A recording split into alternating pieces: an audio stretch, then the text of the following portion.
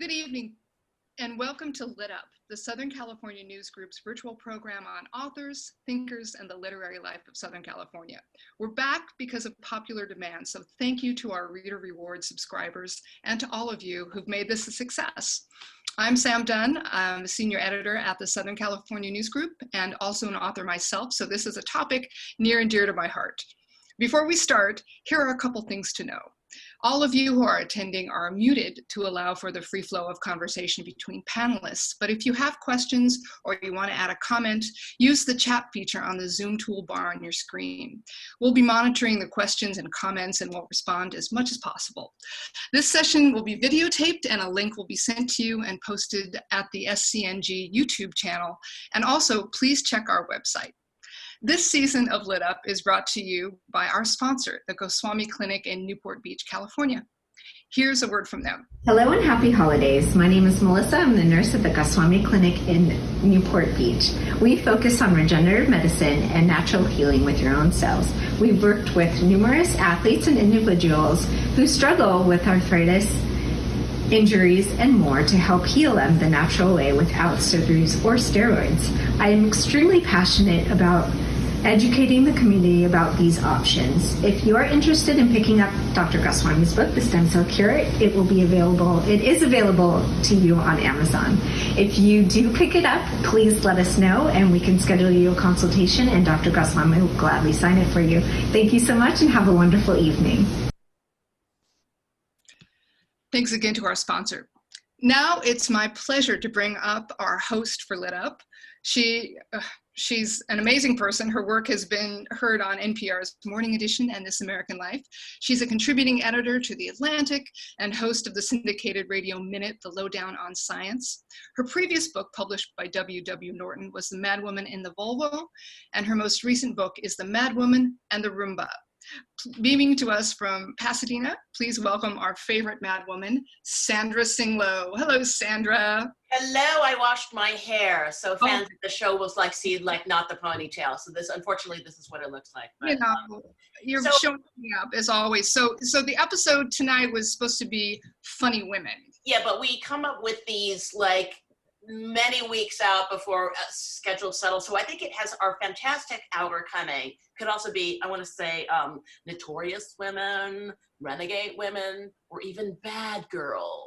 Oh, that's a good one, because at one point, our first guest, Annabelle Gerwich, was part of our Bad Girls of LA Literature group. You remember those days? Yeah, well, I think you were more in a motorcycle jacket, and I was just kind of depressed. I felt bad because my house was kind of dirty where we were having these literary readings, but she'll be there to talk more about us. But also we're going to venture towards the dark side of Jane Austen, if you will, or at least of her era with B. Koch. And then we're going to get really bad with Christina Schwartz, where she talks about her novel Bonnie, Bonnie Parker and Bonnie and Clyde. A wee bit murder is involved this holiday season. And then with the baddest girl of all, Arden Myrin. Yes, and she's a very funny female and also really a nice person. No, she is. If you've read her book, you'll know she kicked Courtney Cox. What about that? Arden kicked Courtney Cox, and she'll be here to tell us more about it.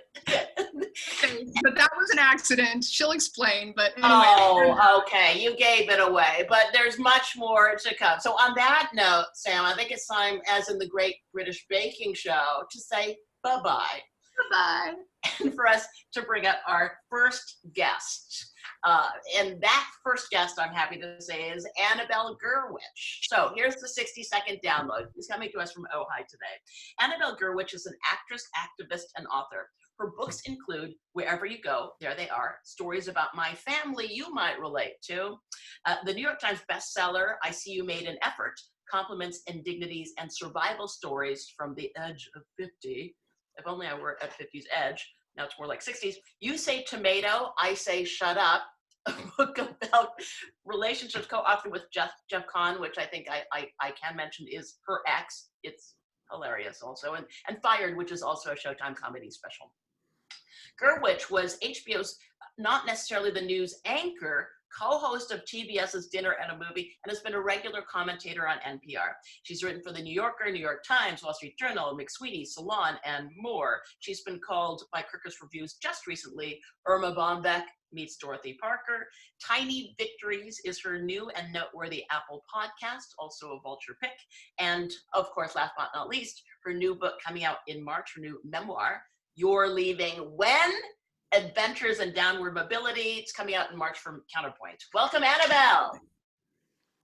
Hello. Hello. And you are in Ojai right now, not a prison, as you say. Ojai. I am. And I'm not sure where I am here now. Let's see if we can get me here. Yes. That is how Ojai is, believe me. Now, for a career as much as you have had, and yet like downward mobility, really, Annabelle, are you downwardly mobile? Okay, first of all, like I like to say, Sandra, I went broke before everyone in America. Yes. I feel like it's a very unexpectedly relatable thing. I mean, my financial insecurity comes, like so many people in midlife, with post-divorce, freelancer in the gig economy, trying to figure out how to make ends meet with cobbled together jobs without health insurance, and then of course this virus, which you can watch your employment and your everything just fritter away. So it's, I feel like it's unexpectedly even more relatable than when I started writing this a few years ago. And actually, I just want to say, just for people watching this, you're in the book. It's actually in the chapter called When Does the Coasting Start? Or I Thought There'd Be Coasting. And it's about a lunch that we had where we're both saying like, oh my God, where's the coasting? When does the coasting happen? And so in the book, you are Sasha. Yes, and supposedly you ate lunch, but you did not eat my lunch. We were at a Mediterranean restaurant, I remember, but we were talking about, it's kind of like people get to see like the back of like my artisanal kind of bougie bought on a short sale house, and that chair behind me I got for $7 on a yard sale, which was a Coco's family restaurant. Like so I think that for you and I, we've been in arts and creative people for a long time, and you've always been very scrappy. You've invented project after project. But I think some of what makes your book so hilarious is like, even when you're going, I have this beautiful home and I'm going to take in boarders, and it's, can you talk a little bit about that? The kid goes out to a beautiful fancy college. Yes. Well, part of the theme of the book is how we have to retire the phrase empty nesting, because very few people's nests are empty anymore. First of all, our children are boomeranging back home. And if your kids aren't coming home, it means I don't know you, because everyone I know whose kids are home. But not only that, people are taking in boarders to help make their mortgage. And in fact, the largest percentage of people in America who do that are midlife women, such as myself. And so a number of the chapters are about what I described the process. It was like, you remember when you read those comics when you were a kid and you sent away for sea monkeys? Like you cast all your hopes and dreams. What will come at my doorstep? And what came were brine shrimp. So I've had some brine shrimp tenants, and then I've had amazing people who've added so much to my life. I was really terrified of what that would mean for me. And it's been an amazing thing. And one of the stories in the book was published in the Los Angeles Times. And that's about participating. I was the 7th household to participate in a bridge housing program where I housed an at-risk housing insecure couple. That's how we use the phrase homeless, couple experiencing homeless in my home with me. And that experience and how transformational that was. I just have to say, by the way, I'm in Ojai right now. It's my first time being out of town since March and being not in my bed. And I didn't know how to pack anymore. And I'm just having a little bit of a strange thing because I forgot to pack a bra. So I'm just going to say, like many people in America right now, I'm going braless, and it's a little weird. So just I'm not usually braless. So anyway, I just felt I had to tell you that. Good fan, could you edit out this section where Annabelle says she did? Oh, we're live. Well, that is like perfect, like braless. Like that is the complete theme for the show. I think you've set it up, and I think it's going to pay off of the bralessness. What I want to, and I just want to say though, the way that you combine humor and activism and the real stuff of life in this book, it's just such a pleasure to read. But it's also, yeah, your house is fun. It's kind of like, I'm gonna like live in your house. What I want to ask you is, just to be sure that we get to it, I mean, is that I think there's a lot of invention about, kind of like, let's say the holidays are coming up and rituals, and our children are, where does the, like, what helps you in these times think through some of this stuff with like the holidays, say? Well, one of the things that has been actually helping me just get through this time, I started, as you noted before, I started this podcast. It's called Tiny Victories. And I feel like this is a sort of a philosophy. It's a tiny podcast. It's 15 minutes long a week. And the idea is that you're cultivating a frame of mind for appreciating small mercies. And for me, that is the theme of the pandemic and the holidays this year, because there are no large mercies right now. There's just very small moments that we can hang on to. So that podcast is sort of my life philosophy right now, like celebrating something small. And, with rituals, it becomes a really weird thing. You and I both know this. Our kids are getting older, and you have to change the rituals. They don't, the old things you used to do don't work anymore. So when Ezra was in high school, one of the big things was we would go to really scary movies together. And that was the only way I could get them to actually spend time with me in a dark, enclosed space with strangers. And then they'd get very scared, and they would just, like hold onto my arm, and it was like, yes. So I sat through like Insidious parts 1 through 27. I think there were 27 of them. But now, the only thing that I can do with Ezra, of course, we can't go to the movies now. For a little while, we would go to thrift stores, because Ezra, like many young people now, will, they're very much more politically active than I expected, and also really concerned about society in a pretentious way, which means they have to only buy vintage clothing that I'm paying for, but whatever. We can't do that right now, can't shop together because we have similar tastes. Basically, we go into a store, and I look and try to find what is the worst, most horrible looking thing I can find, like a very loud colored sweatpant outfit that has that weird sound when like squishy. I'm like, Ezra, try this. And they're like, how did you know? I'm like, I picked the ugliest thing in the store. But so now the only thing I can do is listen to music with them. So I have allowed, and this is something that I've talked about on my podcast, which is, it's like a brain neuroplasticity exercise, which is that you open yourself up to new forms of music, right? And it's actually good for your brain too. So I'm going to suggest this as a holiday exercise. You're stuck with your family, if you're with them. Ask your young person, say, what kind of music shall we listen to? My kid, Ezra, listens to music that I typically call my migraine. That's the genre of music. And when I listen to it with them, if I, enjoy it, it becomes a bonding experience. And actually, I want to describe the music that Ezra listens to. I just have this little phrase, and I'm not sure who else is living the same kind of life as me, but Ezra listens to this thing that's something called ambient trance, nightcore, dubstep, deconstructed club, drone, distorted lo-fi psychedelia. And the way I describe it in the new book is What does it sound like? It sounds like Darth Vader played at half speed, Alvin and the Chipmunks played at warp speed, and whale callings and the cries of 1 million babies whose diapers need changing. Good luck to everyone with that.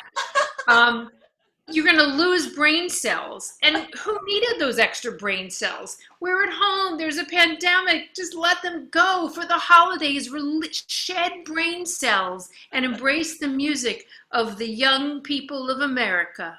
That's my little gift. That's your little gift. If you have time, one quick question from our super reader, Southern California News Group super reader, Dave Zobel. Annabelle, since the publication and multiple stage productions and film of Fired, you must have received hundreds more tales of the canned, canceled, downsized, and dismissed. Can we look forward to another edition someday? Oh, that's so funny. You know, that was my first book, Fired, and it started when I was an NPR commentator and I was collecting stories about being fired after I was fired by Woody Allen, which now is like, you know, at the time it was like, oh my God, he's so great now. And, you know, I love, it's a perennial. People love stories of failure and then resilience. I personally love failure and then more failure, maybe some resilience. I can't get enough of that kind of Schadenfreude. And, you know, people tell me great stories still, and people will tell me how much that meant to them. You know, I have moved on to stories of, you know, downward mobility, which include being fired. And of course, now I feel like jobs have just dematerialized. So we need a whole new category. It would be less like fired and more like unmoored. Unmoored in the new economy, you know? I don't know that unmoored has the same oomph, but I think that's how people feel. And that is one of the reasons why I wrote this new book with this subtitle, Downward Mobility, because I felt like, you know, it's just really important that people not feel alone as they, I was going to say as we put samples of products into our purses, but we're even denied that. And during the pandemic, and I'll just share, this is what a terrible person I am. That is one thing I'm really mourning during this pandemic.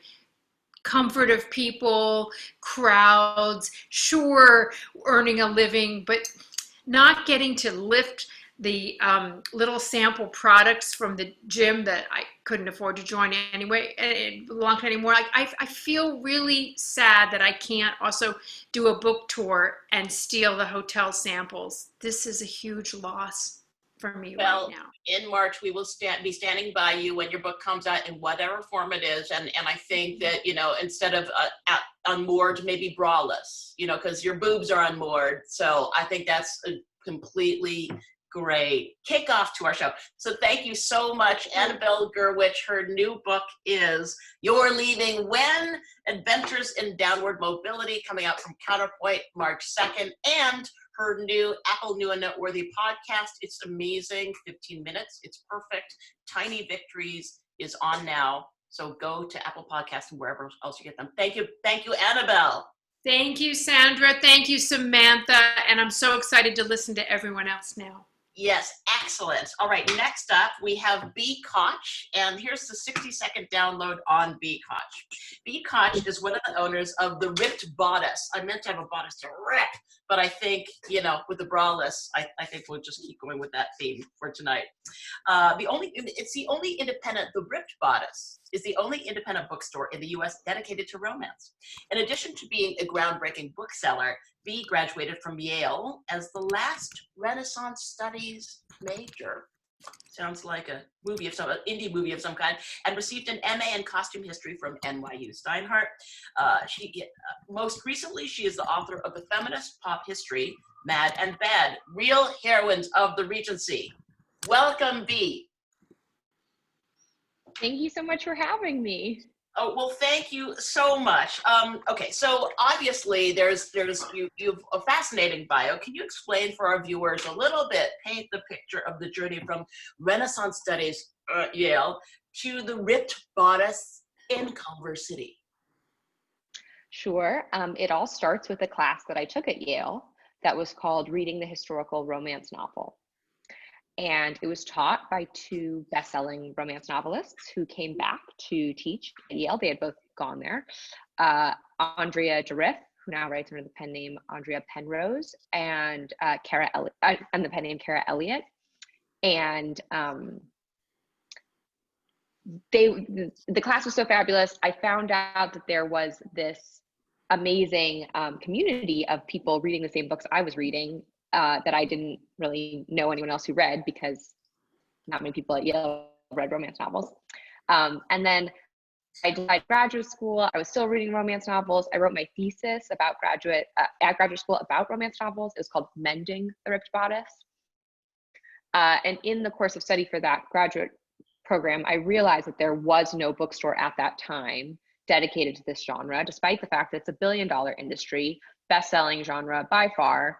And that just seemed crazy to me and my sister, who is the more entrepreneurial of the two of us. And she said, we should really open a bookstore to fill this genre that we both love. She reads so many romance novels as well. So that's the journey from Renaissance studies to romance novels.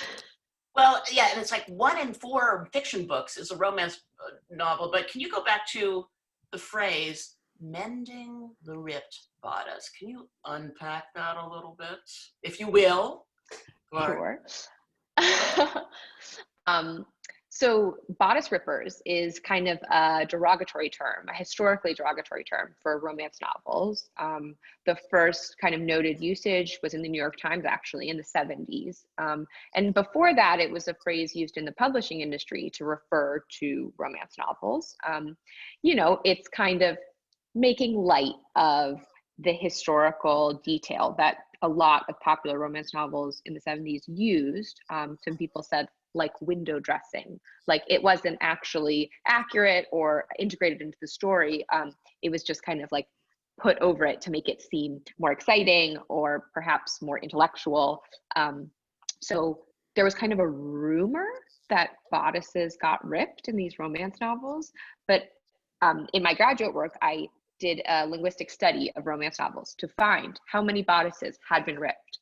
And the number was shockingly low. I wish I could remember. It was truly like a handful of times that bodices were actually ripped in romance novels. And that was how the popular perception of romance novels is based on all these things, and very little of it is reality. So we decided to open a bookstore. We knew that this community would be so excited to have a physical bookstore. And now they have two. There's us and Love Sweet Arrow in Chicago. That's fantastic. And yeah, and I think the other names for it is like mommy porn, right? And, romance, but in fact, I think that you found that it is, in your sense, it's more of a feminist genre in a certain surprising way. Yeah, I think the idea that only moms are reading this to like escape their lot, it's a very misogynistic and offensive way of thinking about an entire genre of literature. And I think it really does come from these male critics who for years just kind of ignored romance. In the last couple of years, the New York Times has finally added a romance reviewer to their official New York Times book review. And we were so excited to see that. And it feels the literary community is really giving the genre the due it's always deserved. So we kind of reject phrases like mommy porn. Guilty pleasure is another one we always kind of, it always makes me sad. Like, if you're finding pleasure in something, why do you feel guilty about that? It's such a sign of our puritanical society, and I just reject it wholeheartedly. I will enjoy what I want to enjoy, and honestly, if you don't like it, I don't care. That's the spirit. Okay, so let's go to your book, Mad and Bad, Real Heroines of the Regency. So for those of us sitting at home, glass and wine Friday night, who would enjoy a little history refresher, it's not that we remember, can you just set up the Regency period for us? When did it take place? What would we associate it with usually? Sure. So it's the early 19th century. The years get a little fuzzy depending on who you ask. 1810 to 1820-ish it's the time when George III went mad and his son was named regent and ruled before he became George IV, the king. And he was just the prince at that point. Yeah.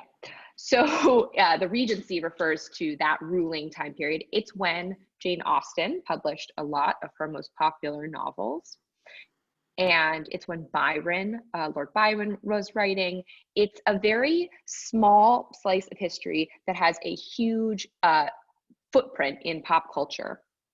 And we have kind of imprinted on it. And everyone always asks me, why? Why is the Regency so popular always? And I wish I could tell you, because I'd make $1 million. But I think it has something to do with the idea that there's all these really strict social rules, but it also seems so romantic, and like people are flouting those rules whenever they fall in love. So a lot of romance novels are set in the Regency, and that's a super popular subgenre, which we sell at our bookstore all the time. And as people were coming in, and I would recommend romance novels set in the Regency to them, I would say, oh, this one, it has a woman who wants to be a scientist. And people would say, a woman who wants to be a scientist in the early 19th century? That seems so, what? No, but it's real. And romance novelists do a lot of research, and they often include author's notes, sharing who they were inspired by or what piece of history they were inspired by to write their romance novel. So if you want a good Regency scientist, I'd highly recommend Tessa Dare's A Week to Be Wicked, which is about a female paleontologist inspired by Mary Anning, who is in my book as a real heroine of the Regency.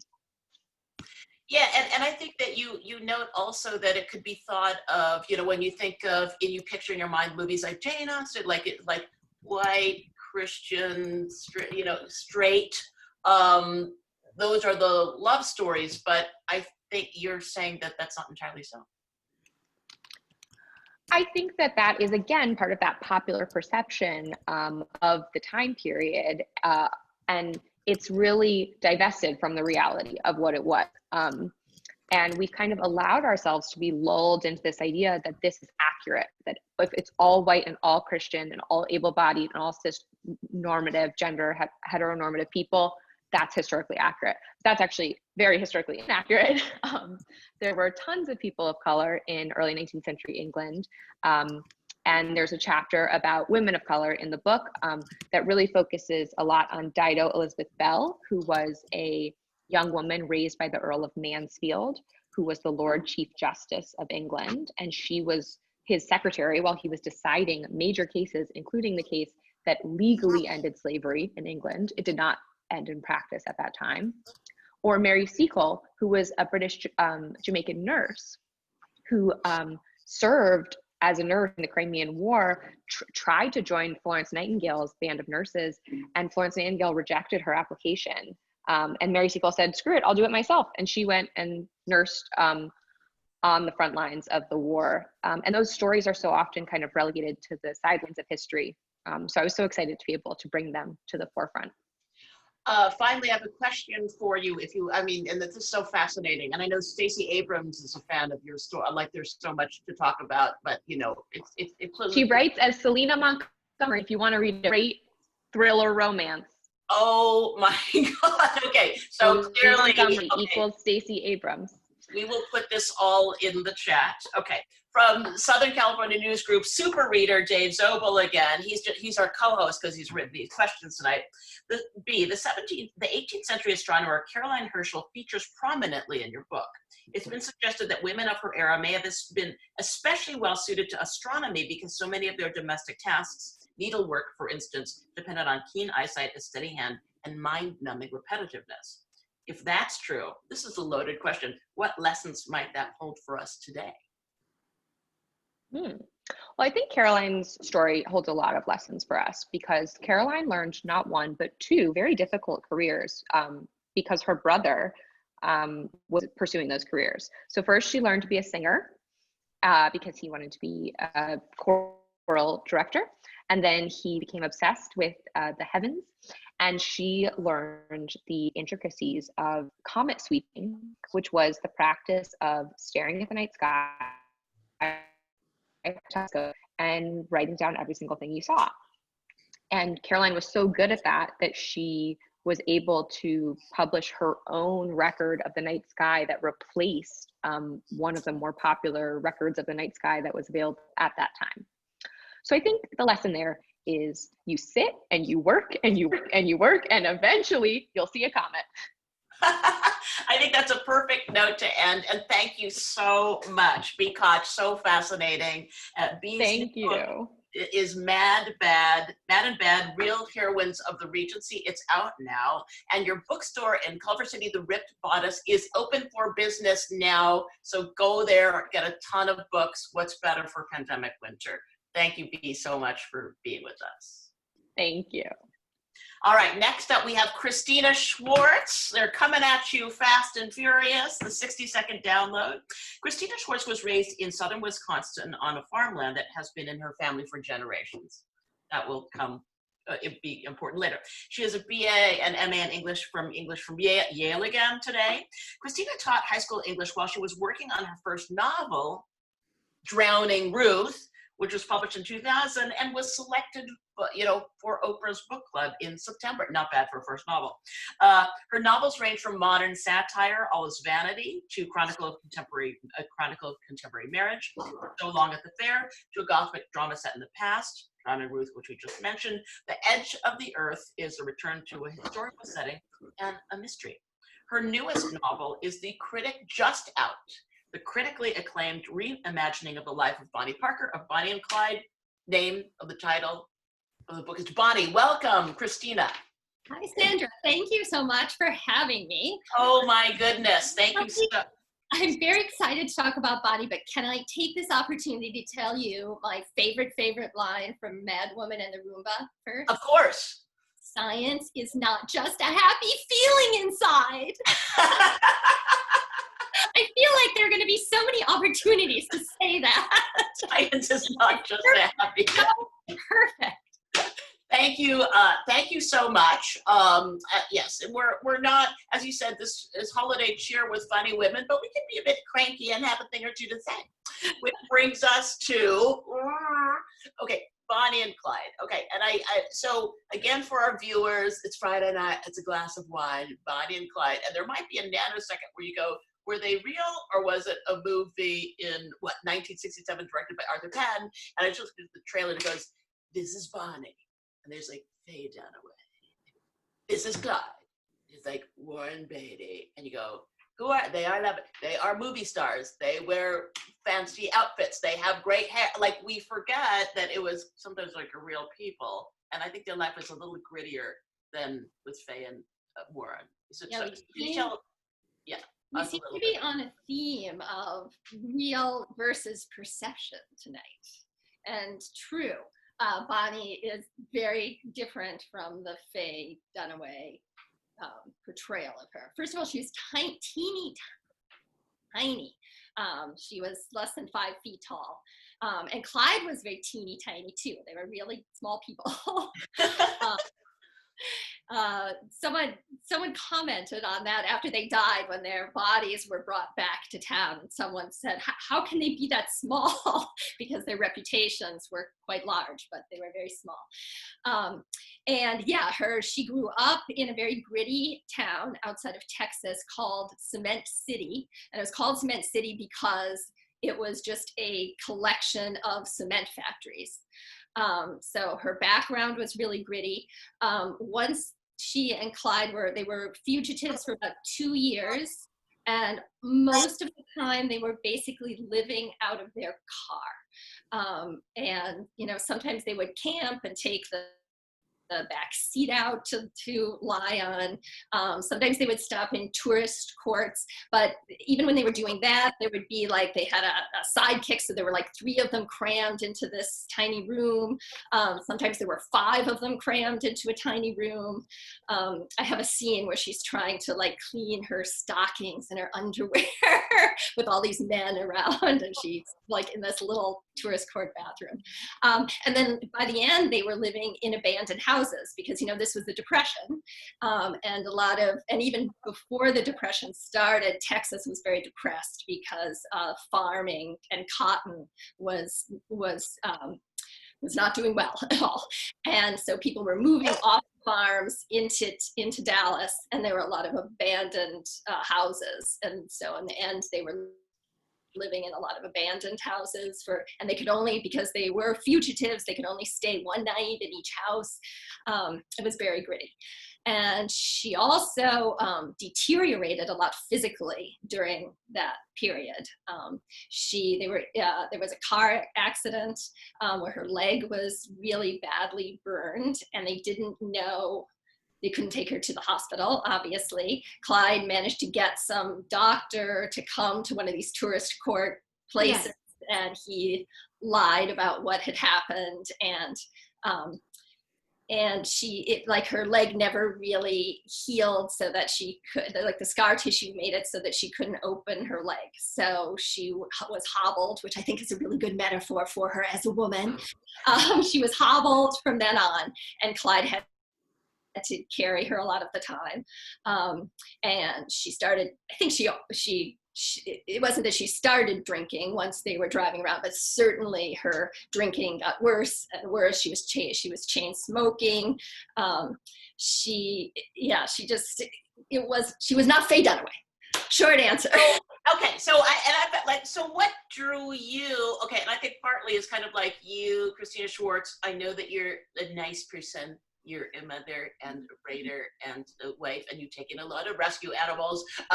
And you're always drawn to these kind of darker themes, like Drowning Ruth. There's the Gothic murder mysteries. There's deception. There's adultery. There's lying. And here's Bonnie. What drew you to write this fantastic, amazing book? It's such about Bonnie.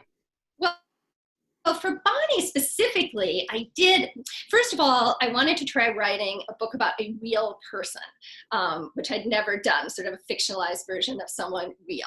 And that was an idea before I knew who to write about. And for a while I was thinking, well, I can't write about this because, I'm sorry, am I not loud enough? Someone's saying hello. I know, someone is saying hello. I think it's Bonnie. I think that it's Bonnie has commented. You can hear me. Hello. It's kind of like she's having so let's keep talking and see if Bonnie's enjoying. Yes, yeah. Or she's got okay, so go ahead. Yes, I hear. So for a while, Joyce Carol Oates' Blonde, which is a story of Marilyn Monroe, I thought that was just fantastic. And I wanted to try to do something like that, but I thought I couldn't think of who to write about, because I thought, if a character is famous enough to be interesting to people to read about, then it felt like, well, everyone already knows everything about her. Like Eleanor Roosevelt, how do people write a fictionalized version of Eleanor Roosevelt? You just know too much already. So Bonnie seemed like a character that everyone knows about. You know her name, she's famous, but people don't know the reality. So that was very attractive. Then when I started reading about her, she was actually a straight-A student, and she dropped out of school to get married when she was 15. But up until then, those AP classes. Yeah, and she was interested in poetry. She wanted to write poetry, and she did write, they're mostly, I would call them ballads, most of them, but that was something that interested her, and she spent a lot of time in the back of the car, rewriting these things and working on these things. And after she and Clyde had a big fight once, he made up to her by stealing a typewriter for her. And the idea that she was interested in poetry, that she was interested in words, that she had started out as this good girl, school girl. How do you get from there to this fugitive person who is, as you said, they're involved in murders, and the murders were an accident. They didn't intend to murder anyone. That was not the plan. The plan was to rob, but Clyde he wanted to rob banks, but he wasn't very good at robbing banks, so he did keep ending up in these situations where he would either be caught or he had to shoot someone, So that's how the murders happened. And a lot of their robberies were things like gumball machines. Like they got several times they got their money by robbing gumball machines. So I don't know. I guess I'm working back to the gritty and unglamorous there. But yeah. So how do you go from someone who I felt like was not crazy and not destined to become, not mean. She was very generous. She was dramatic, but she didn't seem like she didn't want to kill anyone. I don't even think she wanted to rob anyone. She kept trying to, in the beginning, she spent a lot of time trying to convince Clyde to be good and to live like happy, like normal people was her phrase, which meant basically don't do something that's going to get you thrown in jail. But, clearly she ended up far, far away from that. And how did that happen was what I tried to figure out for years as I wrote this. And what was, I guess, in your writing process, what then is the key for you in terms of unlocking it for you? I do spend a lot of time I'm not an actor, so I don't know if actors do this, but I spend a lot of time doing what I think actors do, which is like trying to be her and think like, what would she say? Like trying to get her voice in my head. And to do that, for me, a sense of place is really important. Like I don't seem to be able to write a book unless I know the atmosphere and the environment. And I started, like, my first couple of books were set in places that I knew really well: Wisconsin, New York, Los Angeles. I knew them, so I knew the feel of them and I knew what effect they could have on characters. And then as I got more confident, I decided I don't actually need to have lived it. I can go and spend a month there or so and learn it. So with The Edge of the Earth, we went to Big Sur, which was really fun. Should always pick really interesting places, beautiful places to set books. And then for this, we spent a lot of time driving around in our minivan with our 2 dogs, cat, and my son. I think he was in 6th grade that year. And he had the job of taking pictures. So I just have like tons and tons of, many of like our hand of various, things that would evoke the place for me. And a lot of the Dallas obviously has changed a lot, but a lot of the surrounding areas in Dallas are kind of depressed still. And the towns look a lot like I think they probably looked for Bonnie, or the place that she grew up, which is kind of central western Texas. It's one of those small towns that people are leaving, so it's probably even more depressed looking than it was when she was there. But there's enough still there that I could feel it. And like the school where she's supposed to have at least gone to 8th grade is still there, but there's like a chain link fence around it when I was there. I think it's actually been renovated now. And the gas station that Clyde's family owned and lived behind in kind of a shack, it's still there. It's a derelict building in a really rundown area of town, but it's there. So I just drove around Texas, drove around Oklahoma. They traveled a huge number of places. We had to go to Arkansas, we had to go to Missouri, we had to go to Louisiana, we had to go to Kansas, we had to go to Iowa. But we went to all these places. I took a million pictures and just tried to feel, and also it was helpful that I was in a car, because she was in a car. So I tried to feel I was Bonnie here. And I understand that you didn't originally intend to shoot anyone. It was just book research, and it wasn't. You said to Ben, "No, don't you?" Okay, no, super quick. It's going too far. It's supposed to be an imaginative work. Okay, super quick. Last question. Super quick. Sorry, from our super reader Dave Zobel, super fast. In your novel Edge of the Earth, we find this delicious sentence that last pronoun rankled, appearing as it did without an antecedent. That's a sentence, it's a sentence about a sentence that undoubtedly leaves some readers shrugging with bewilderment, while the English majors just sit back and smirk. Evidently, you're not afraid to be labeled as a clever writer. That's not really a question, I guess. Well,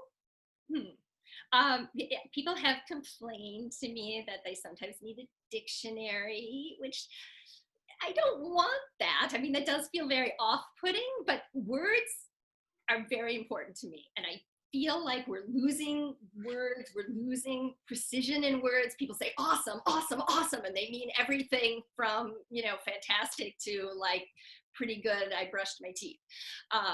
So I just think that, to me, finding the precise word, exactly what I mean, what I'm trying to say, that's one of the most fun parts of writing to me. So I spend a lot of time doing that, and that's how you end up with a sentence like whatever you just read.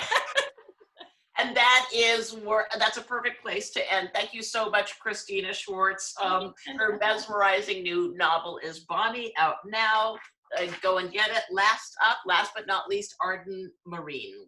Arden is an actress, writer, nationally headlining stand-up comedian, host of the popular iHeartRadio Bachelor podcast, Will You Accept This Rose?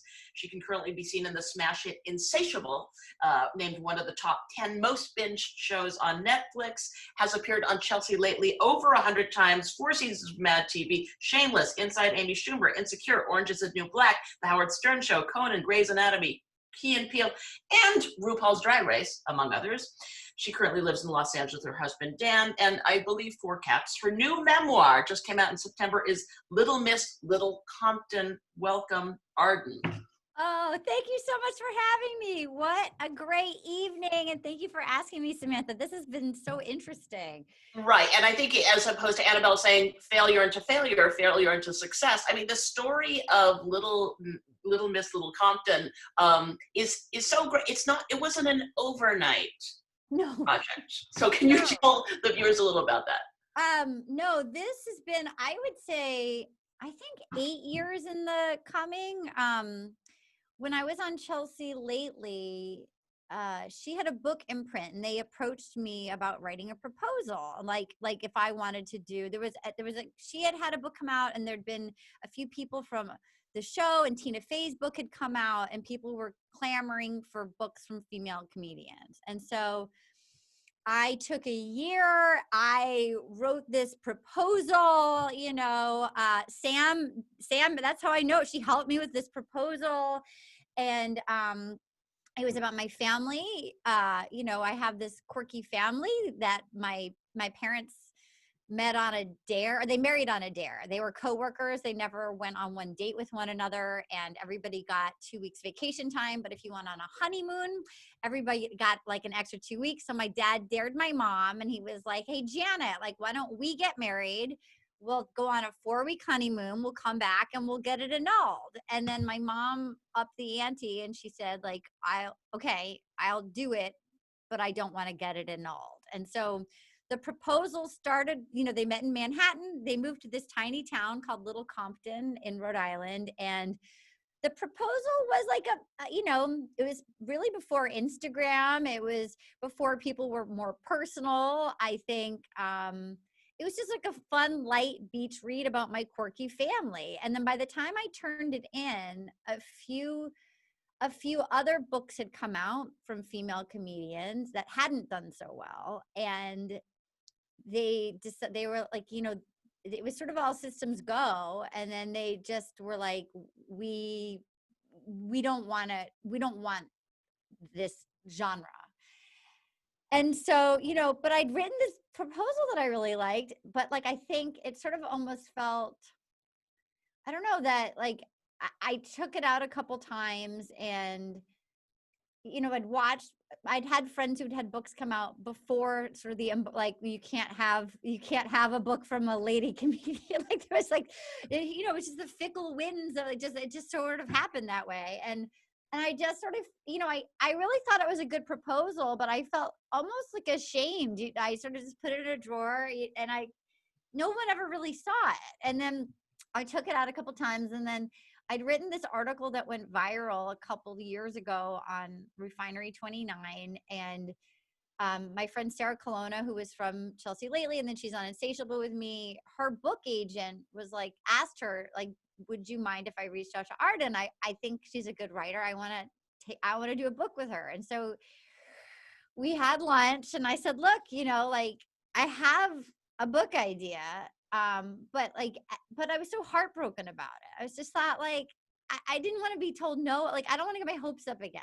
I just thought, and I really thought, okay, well, like, at that point it was 2018, and the article I wrote was pretty honest and not, it was a different world now. And I wrote it about like a Me Too incident, and which was just not ever something I thought that would be, I don't know, it was just a much more truthful article. And I thought, okay, like, I'm a different, I'm an older, I've lived more life, and my dad had passed away, and I thought, can I tell this story, keep it funny, but have it be a little more honest? Like, he was tough. And so I thought, what would I like? I actually felt like this is a different story than the one that I wrote before. I wrote a different proposal, same family, but I just thought, can I dare myself to have it be funny, but have it be more honest, and have it be like, I actually feel like, considering, my mom was sort of like Mary Poppins, and it's what happens to be Mariana Dare. My mom was Mary Poppins, and my dad was like a kind of a mean alcoholic, and why did we just laugh on that? But it was that's the mix. It's like that's it. If you want to, that's how you either become a comedian. It's like, you either be a stripper or a comedian. It's like every woman on Mad TV, there was something with her dad. So I just thought, okay, I actually feel like I survived. Like, I had all this magic from my mom, but like, I survived like a pretty nasty dad. And I felt like, okay, what would I have wanted to know when I was younger, like, that I was going to be okay, and not trying to hide all the stuff that happened. So I wrote this proposal, and it was more honest, and it included a lot more stuff about, like, it was kind of tough. Like, even though it was magic, but like, there was some really mean things said to me, but like, it turned out okay. So I submitted this proposal, and I was back at Insatiable doing the second season. My dad had passed away during the first season, and I was back like, okay, this is the year I'm not grieving a parent. Like, I'm going to just get to dive in. I'm in Atlanta, like, fun. I'm on a Netflix show. Cool. And episode 1, I was at a twerking class with my female at a Hasidic rec center, as you do, and with like a bunch of Disney stars, because that's who I was on the show with. It was like me and like a bunch of 25-year-old girls, and I get a call from my mom's business partner that nobody could get in touch with her, and like, they found my mom. She died, and she had a heart attack. Like, and I was on the phone with her at a twerk out class when they found her, and like a year after my dad. And so I had to go to Rhode Island. It was crazy, and I loved my mom. And on the way to her funeral Sandra, 8 years later, on the way to her funeral, and she was not in the proposal, I get this email that said she was barely in the proposal. It was not her book. I get this email that says, congratulations, we hope you're having a great week. We want to do this book with you. I sold the book that I've been trying to sell for 8 years. It's a 2-mile drive from my house. This is a town of 3,000 people with a general store, no stoplights. It's a 2-mile drive between my house and on the way to my mom's funeral. I sold the book, and they had no idea. They're like, we're so excited. Woohoo, champagne. I'm like, hey, like, there's something you should know. Something's happened, and I think it's going to be a different book.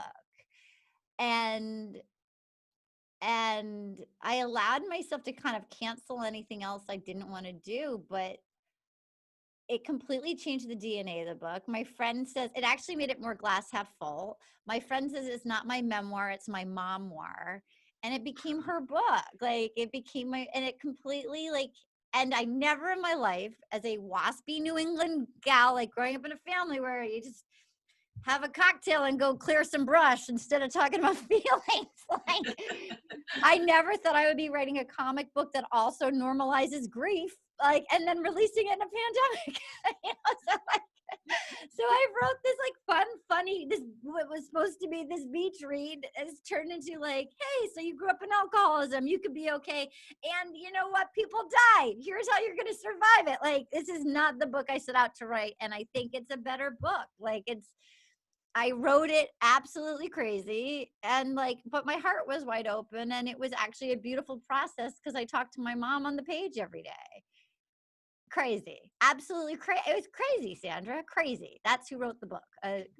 No, it is a fantastic book, and I think that kind of the comedy and the tragedy is just such a, I mean, that's life, and certainly with parents, you know, that's that journey. I mean, I wonder, since we are in the holiday, you know, it's like, you know, it is the holiday cheer show with me women. Yeah. So do you have, you know, just thoughts for viewers? Obviously, it's, you know, daylight savings, it's the pandemic, Thanksgiving is coming, we are resonating with our families and our memories and our parents. So could you just, you know, give some wisdom or thoughts about being in Grief Island to, as you call it, to us now? Oh my God. Let me just say, you guys, I will be your little Grief Island angel. First of all, buy Little Miss Little Compton. It's a really fun read. It actually is. There's a lot of photos in it too. It's a quick read, but I love that that's how I pitch it. It won't take long, and it's pictures.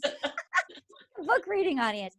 Honestly, like, I want to just say, like, it's okay that it's not going to be your favorite holiday ever, but you don't need to make it your worst. And so what I did, and what I'm doing this year, like, I actually simplify, lower the bar, just in all areas, just as much as you can lower the bar. Just lower the bar, girl. Like, lower the bar. It's hard this year. Like, I would say for me, I do well with like a really simple little bit of a routine. So I know I feel better just from my own noodle. Like, if I get a little exercise or a little fresh air, even if it's just a slow shuffle, like, I need my brain needs a little moving around. And I never played sports. I was not picked for any team. Like, I just need a little moving around. I feel better if I do on work days, if I do a little work, but again, keep it really simple. I wrote this in like 25-minute increments. Like, I did not write from 8 a.m. till 4 p.m. Like, but I do feel better if I honor some commitment. Like, even if it's just clearing out a drawer or so, if I do one thing from my list, just one, I just need to do one. I would tell you one of the gifts of grief, and I say this about the pandemic, I think this is very similar to how I felt the last few years. The gift of it is I feel, I can just speak for myself, but I feel like a lot of people, and particularly a lot of women, I was born a people pleaser, and I have a lot of shoulds. And like, the gift of, like, when my mom died, I felt like I had no skin on my body. And the gift of it was I could really feel in my body who I wanted to see and who I didn't want to see, who I wanted to talk to, what activities felt fun, what books I wanted to read, what music I wanted to hear, what TV shows I wanted to watch. And it didn't need to be fancy, honey. Like, the night my mom died, there was an ice storm, so I couldn't get home. I just watched Bachelor England the entire season all night because I couldn't fall asleep. Lower the bar. You can watch trash. Real Housewives of Salt Lake City just started. There's a woman on it who married her step-grandfather and said it's been a blessing for her family. It's garbage. You've only missed 2 episodes. It's fantastic. You know, Queer Eye. Queer Eye's great. Watch some Great British Bake Off. You know, simple. A little craft, like a hot glue gun. But like, if you're in your body, if you get a text and there's a should, like, oh, a family member or a friend, you don't have to do it. You don't have to Zoom them. You don't have to see them. You could say we're taking more precautions. You don't have to make that. Do whatever you feel like. You don't have to make a turkey. If you want a turkey, get a turkey. If you don't want to, you can just like get some Panera. Who cares? If you're like, honestly, put on some lipstick. You might have not washed your hair for 18 days.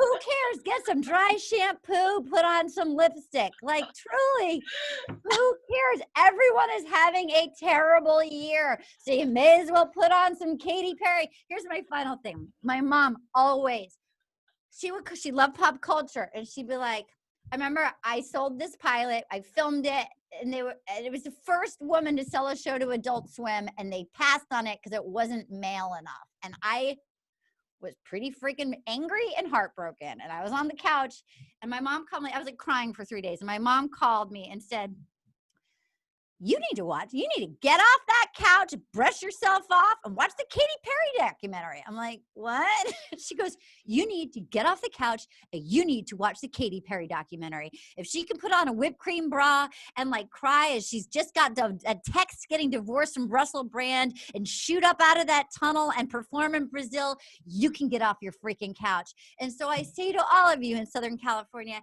it may not be your best holiday season ever, but you don't need to make it your worst. And you do need to watch the Katy Perry documentary after you order Little Miss Little Compton. Arden, Myrin, Little Miss Compton, Little Miss Little Compton. Thank you so much. Oh my God, Samantha, I don't know, I don't know what to say. I tried to control women. I just couldn't. Yeah, Arden, I have to tell you before we get off that one of our viewers tonight said that the name of your next book should be Lower the Bar. So you already have your next title. Lower the bar. Lower the bar, man. Lower the bar. Yeah. Anyway, listen, thank you, all of our fabulous and braless panelists tonight. And thank you to our sponsor, the Goswami Clinic in Newport Beach, and of course to all of you